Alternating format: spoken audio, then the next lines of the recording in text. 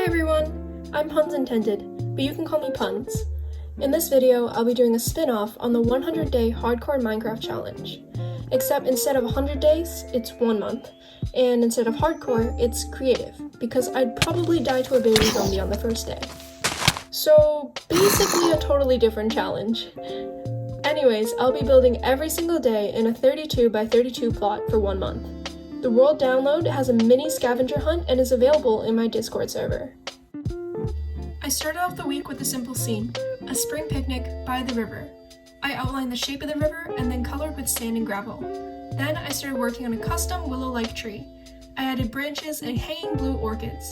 I wanted to keep the turquoise theme, so I used lots of warped planks and dark prismarine. To add more life to the build, I added a diagonal bridge, a picnic blanket with cake, and some campfires with a sitting area. On day 2, I built a farm in autumn. I first outlined the shape of the barn and the windmill, then filled it in with a mix of red wool, concrete, and concrete powder. The windmill was colored with a stripped wood gradient.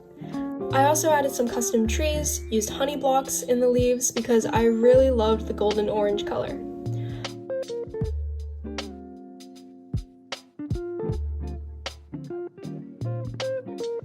I kept the interior of the barn as a very open space and added details like a cart and a tripwire maple syrup tap. On day 3, keeping with the season's trend, I made a Winter Wonderland candy shop, partially inspired by Zaypixel's gingerbread house. I forgot to change the time back to day and lost a little bit of footage, so oops. Anyways, we have some candy canes, a sleigh, and pink cotton candy trees. I used the skull plugin for the custom heads, and I really think that helped add some good detail. On day 4, I made a summertime beach scene. I added some beach floats, kind of like Mumbo's in the Hermitcraft Pacifico, a junglewood and barrel tropical bar, and kind of weird looking palm trees. I struggled to fill up space on this one because I really did not know what to put. Day 5! This was my second favorite build.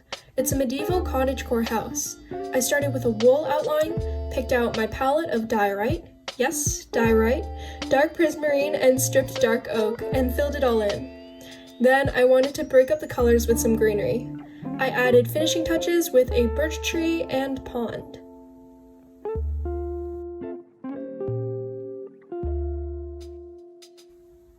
This next build is an Overgrown Library. I wanted to focus on the interior of the build, so I built an extra large custom tree growing out of a circular library, and completely ignored the exterior. This is my least favorite build, and I definitely think I could have spent more time on it. I could have worked on fixing the shape of the tree, and adding more interesting things to look at, rather than having bookshelves, looms, and barrels repeating everywhere. On day 7, I was inspired by a viewer suggestion, Dedede's Castle. Boss MK suggested this a while ago, and I really put it off to the side because I struggle with light-colored palettes with low contrast. I used the same color palette and structure of the original castle to create this building. This is my favorite build of the week because it was the most challenging and fulfilling. I used a sand and sandstone base with pink highlights and birch and oak planks for depth. I definitely think that the lilacs and the flower roof really pulled this build together.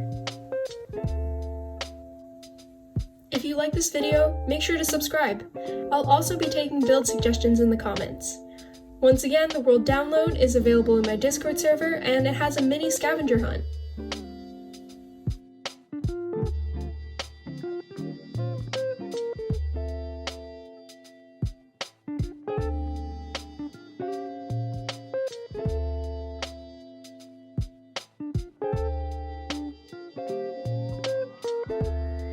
Okay, bye!